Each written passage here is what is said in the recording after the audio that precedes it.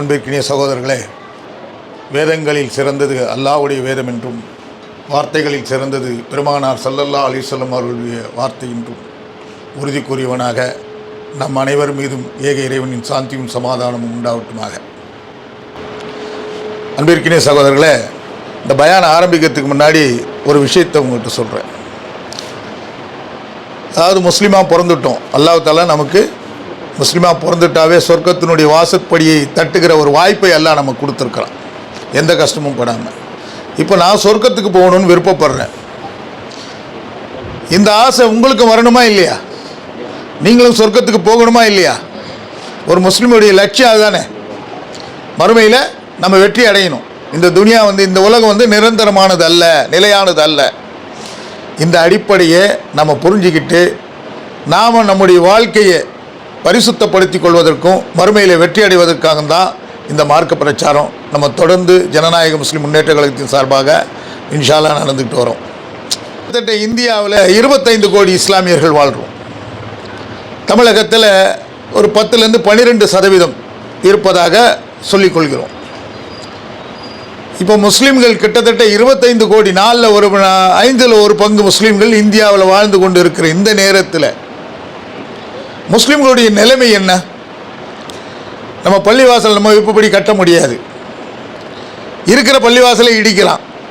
இடிச்சிட்டு நீதிமன்றத்தை அவன் கையில் வச்சுக்கிட்டு இடித்தது சரி, இது அவங்களுக்கு தான் சொந்தமானது இடந்து தீர்ப்பளிக்கலாம். இப்படி ஒவ்வொரு பள்ளிவாசலும் செய்துக்கிட்டு வரான் இல்லையா? ஒவ்வொரு பள்ளிவாசலும் செய்துக்கிட்டு வரான். அந்த பள்ளிவாசல் இடத்தை அபகரிச்சுக்கிறான்.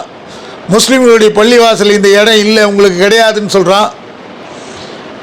அடுத்து மதரசாக்கள் எங்கெங்கே இருக்குதோ அது ஒரு சில மதரசாக்கள் இருந்தால் அதை இடிக்கிறான்.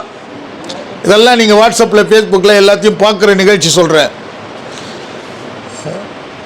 வீட்டு உள்ள புகுந்து அடுப்பில் வெந்துக்கிட்டு இருக்கிற கறியை சமையல் பாத்திரத்துக்குள் கையை விட்டு இது மாட்டுக்கறி தான் சொல்லி, அது ஆட்டுக்கறியாக இருந்தாலும் அது எடுத்து மாட்டுக்கறி தான் சொல்லி அடித்து கொலை செய்கிறான்.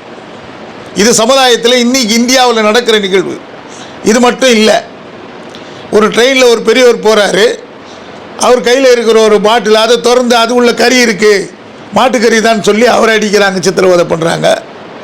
மாட்டுக்கறி வச்சுருந்ததா சொல்லி கும்பல் கூடி ஒரு 10 பேர் 20 பேர் சேர்ந்து ஒரு முஸ்லீமை அடிக்கிறார்கள். மாடு ஏற்றிக்கிட்டு போன லாரியில் அதை மடக்கிறான்.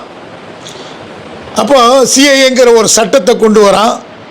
நீங்கள்லாம் இந்த நாட்டினுடைய பூர்வீக குடிமக்களா, நீங்கள் வெளிநாட்டிலேருந்து வந்தவங்க, இங்கே உங்களுக்கு இடம் கிடையாதுன்னு சொல்லி ஒரு அச்சுறுத்தலை ஏற்படுத்துகிறான். உங்கள் குடியுரிமையை நிரூபணம் பண்ணுங்கிறான். இப்படி தொடர்ந்து முஸ்லீம்கள் மீது லவ் ஜிஹாத். இப்போ உத்தரப்பிரதேசத்தில் ஒரு சட்டத்தை கொண்டு வந்திருக்கான்.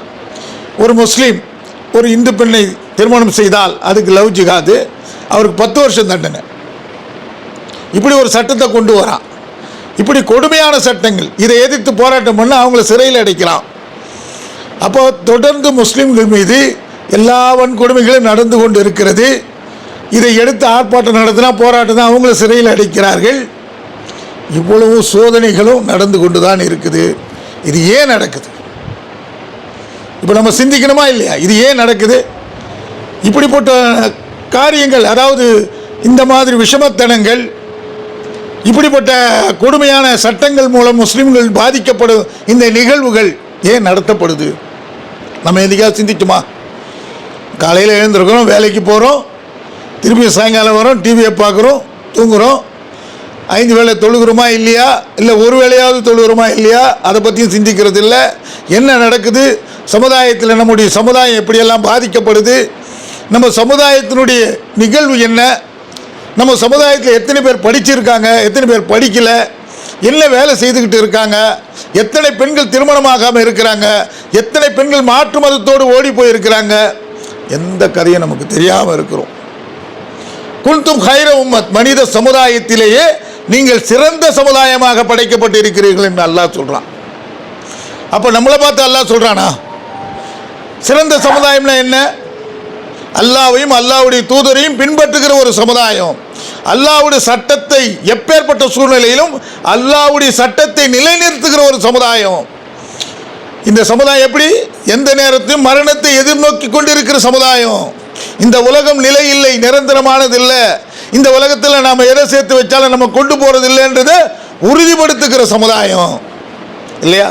அல்லாஹ்விற்காக தன் உயிரை அர்ப்பணிக்கக்கூடிய சமுதாயம், அல்லாஹ்வுடைய தூதருடைய வழிமுறையை எந்த ஒரு பிரச்சனைகளாக இருந்தாலும் எந்த இக்கட்டான சூழ்நிலையிலும் பின்பற்றுகிற சமுதாயம், நிலைநிறுத்துகிற சமுதாயம். அப்படிப்பட்ட சமுதாயத்தை தான் அல்லாஹ் தஆலா சொல்றான், குன்தும் கைர உம்மத், மனித சமுதாயத்திலேயே நீங்கள் சிறந்த சமுதாயம். ரசூல் ஸல்லல்லாஹு அலைஹி வஸல்லம் சொல்லியிருக்கிறாங்க. என்ன சொன்னாங்க தெரியுமா? ஒரு காலம் வரும், முஸ்லிம்கள் எண்ணிக்கையில் அதிகமாக இருப்பார்கள், அவர்களுடைய ஈமானுடைய பலம் இருக்கிறது ஆற்றில் அடித்து செல்லப்படும் நுரை போல இருக்கும் என்று சொன்னார்கள். அப்படின்னா என்னங்க? ஆற்றில் அடித்து செல்லப்படும் நுரைனா என்ன? அந்த பபிள்ஸ் வரும் இல்லையா, நீர் ஓடுற நீரில் பபிள்ஸ் வரும், அது ஒரு செகண்டு கூட இருக்காது. அப்போ நம்முடைய ஈமானுடைய பலம் எப்படி இருக்கு? சோத்து மேலே நிற்கிற பூனை மாதிரி, இந்த பக்கமா அந்த பக்கமா அப்படி இருக்கிறோம். அப்போ எங்கெல்லாம் நாம் அல்லாஹ்வுடைய சட்டத்தை மீறுகிறோமோ, எங்கெல்லாம் பெருமானார் ரசூல் ஸல்லல்லாஹு அலைஹி வஸல்லம் வழிமுறையை மீறி நடக்கிறோமோ, மாற்றி நடக்கிறோமோ, அதற்கு குந்தகம் விளைவிக்கிறோமோ, அங்கெல்லாம் நாம் சோதனைகளை சந்தித்தே தீர வேண்டியும். சோதனைகளும் வேதனைகளும் நம்ம பின்பற்றி வந்து கொண்டே இருக்கோம். ஏன்? நம்ம சத்தியத்திலும் தவறி இருக்கிறோம், நம்ம சத்தியத்தை பின்பற்றலை, நம்ம சத்திய வழியில் நடக்கலை, நம்முடைய ஈமானை புதுப்பித்துக்கல. அல்லாஹ் என்ன சொன்னான்? அந்த கட்டளை என்ன? இந்த துனியாவின் மீது ஆசை வைத்தவர்களாக இருக்கிறோம். ஒன்றும் இல்லை, ஒரு கிறிஸ்தவ மன்னர் அலெக்சாண்டர், ஒரு கிறிஸ்தவ மன்னர், ஒரு இந்த உலகத்தில் 3/4 பங்கு நாட்டை அவன் பிடிச்சிட்டான். இன்னும் 1/4 பங்கு நாட்டை பிடிக்கிற அந்த நேரத்தில் அவனுக்கு மரணம் வந்துடுச்சு, இறந்துக்கிட்டான். மரண தருவாயில் அவன் கூப்பிட்டு சொல்கிறான், நான் மரணம் அடைந்த பின்பு என்ன சுமந்து சொல்ல நபர்கள் யாராக இருக்கணும் தெரியுமா? எனக்கு வைத்தியம் பார்த்தீங்க, இந்த மருத்துவர்கள் தான் என் உடலை சுமந்து செல்ல வேண்டும். என்னுடைய வச்சிருக்கிற இந்த மரண பெட்டியிலேருந்து என்னுடைய கைகளை 2 பக்கம் விரிச்சு எடுத்துட்டு போங்க. 3வது, நான் சம்பாதித்த சேர்த்து வைக்க என்னுடைய கஜானா சொத்துக்கள் அத்தனையும் ரோட்டில் தூக்கி வீசிடுட்டான். ஏன் சொன்னான் தெரியுமா? ஏன் அப்படி சொன்னா?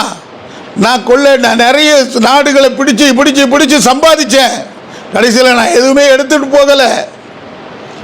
எனக்கு எவ்வளவோ வைத்தியம் பார்த்தாங்க, என்னுடைய மருத்துவர் என் உயிரை காப்பாற்றுறதுக்கு அவங்களால முடியல. நான் போகும்போது எதையுமே எடுத்துகிட்டு போகலன்னு 2 கையை விரிச்சு எடுத்துகிட்டு போங்கன்னா ஒரு கிறிஸ்தவ மன்னர். இதுதான் நபிகள் நாயகம் ஸல்லல்லாஹு அலைஹி வஸல்லம் இந்த உலகத்தில் ஆதமின் மகனுக்கு 2 ஓடை நிறைய தங்கம் கொடுத்தாலும் எனக்கு போதாதுன்னு சொல்லுவான். இன்னொன்று இருக்காதா? அவனுடைய ஏக்கம் எப்படி இருக்குமா? 2 ஓடை தங்கமாக கொடுத்துட்டான் அல்லாஹ். இவன் வாழ்நாளும் போதும், அதை விட தாண்டி இருக்கும், இவன் பரம்பரை அனுபவிக்கலாம். அவ்வளோ தங்கத்தை கொடுத்தாலும் இவனுடைய மனசு என்ன சொல்லுமா? இன்னொரு ஓடை கொடுக்கக்கூடாதா அல்லாஹ் அப்படின்னு வேணாம். அது மாதிரி துனியாவில் நம்ம லயித்து போயிருக்கிறோம். இந்த துனியாவுடைய ஆசையில் அப்படியே லயித்து போயிருக்கிறோம். இது உண்மையா இல்லையா? இது எப்படி இருக்கிறோம்? காலையில் ஒன்றுமே இல்லை, ரேஷன் கார்டை எடுத்துகிட்டு வந்து 1000 ரூபாய் கொடுக்குறாங்க. காலையில் 5 மணிலேருந்து 6 மணினா எத்தனை பேர் கியூவில் நிற்கிறோமா இல்லையா? ஆனால் ஃபஜ்ர் தொழுகையில் அல்லாஹ் சொர்க்கத்தை கொடுக்குறான்னு சொன்னால் எத்தனை பேர் வந்து நிற்கிறோம்? எத்தனை பேர் ஃபஜ்ர் தொழுகையை தொழுகிறோம்? நம்முடைய சிந்தனை செயல்பாடு எதை நோக்கி இருக்கணும்? மறுமையை நோக்கி இருக்கணும். அதனால தான் பெருமானார் ஸல்லல்லாஹு அலைஹி சொன்னாங்க, அடிக்கடி மரணத்தை நினைவுபடுத்தி கொள்ளுங்கள். நாங்கள் இந்த மௌத்தா ஒரு விஷயத்தை நம்ம அடிக்கடி நினைவுபடுத்திக்கணுமா? ஏன்னா இந்த உலக நிலை இல்லாது, இது இங்கே எதை சேர்த்தாலும் நீ எதுவும் கொண்டு போகிறதில்ல. நீ எந்த அதாவது ஒருவர் இறந்து விட்டால் அவர் ஏற்கனவே அடக்கம் பண்ணுறோம் இல்லை, 3 விஷயங்கள் அவர் கூட போகுதுங்க. அதில் அவர் அடக்கம் செய்த உடனே 2 விஷயம் இந்த உலகத்திலே திரும்புது. 1 மட்டும்தான் அவரோட போகுது, 2 எது திரும்புது? அவர் இந்த உலகத்தில் வாழும்போது எவ்வளோ சொத்து சேர்த்தாரோ அது இங்கே தான் விட்டு போகணும், அவர் எடுத்துகிட்டு போக முடியாது. அவருடைய சொந்த பந்தங்கள் இருக்கிறாங்களே, அந்த சொந்த பந்தங்கள் அவர் இங்கே தான் விட்டு போகணும். அவர் போனபோது அவரோட யாரும் கூட போக மாட்டாங்க, அவர் அடக்கம் பண்ணிட்டு வந்துடுவாங்க. ஆனால் அவர் கூட போகிறது எது தெரியுமா? அவர் வாழுங்காலத்தில் என்ன அமல்கள் செய்தாரோ, அல்லாஹ்வுடைய சட்டத்தையும் அல்லாஹ்வுடைய கட்டளையையும் பெருமானார் ஸல்லல்லாஹு அலைஹி வஸல்லம் வழிமுறையையும் பேணி நடந்தாரே, அந்த அமல் மட்டும்தான் அவரோட போகும். என் அருமை சகோதரர்களே, இந்த அமல்களை நாம் பின்பற்றி நடக்கிறவராக இருக்கணும். அடிக்கடி நாம் நம்முடைய மரணத்தை நினைவு கூறுபவராக இருக்கணும். இந்த உலகம் நிலையானதல்ல, என்னைக்காவது ஒரு நாள் நாம் அல்லாஹ்வை சந்திப்போம். அதனால் அது சந்திப்பதற்கு என்ன தயார்படுத்தி கொண்டு இருக்கிறோம்? ஒவ்வொரு நாளும் நீங்கள் தூங்கும்போது இன்றைக்கி என்ன நன்மை செய்தோம், 5 வேளை தொழுதோமா, ஒரு குரானை ஒரு வாக்கியம் ஓதுனோமா, ஒரு 2 வரி குரானை ஓதுனோமா, ரசூல் ஸல்லல்லாஹு அலைஹி வஸல்லம் ஹதீஸை பற்றி தெரிஞ்சுக்கிட்டோமா, அவங்க வழிமுறை ஏதாவது ஒன்று நம்ம செய்தோமா, ஒரு நோயாளி நலன் விசாரித்தோமா, யாருக்காகவாவது துவா செய்தோமா, ஒரு பேரிச்சம்பழத்தின் ஒரு துண்டையனும் தர்மம் செய்து நரகத்திலிருந்து உங்களை பாதுகாத்து கொள்ளுங்கள் என்று ரசூல் ஸல்லல்லாஹு அலைஹி வஸல்லம் சொன்னாங்க. அப்போ ஒரு 10 ரூபாய் யாருக்காவது தர்மம் செய்தோமா, சிந்திச்சு பாருங்கள்.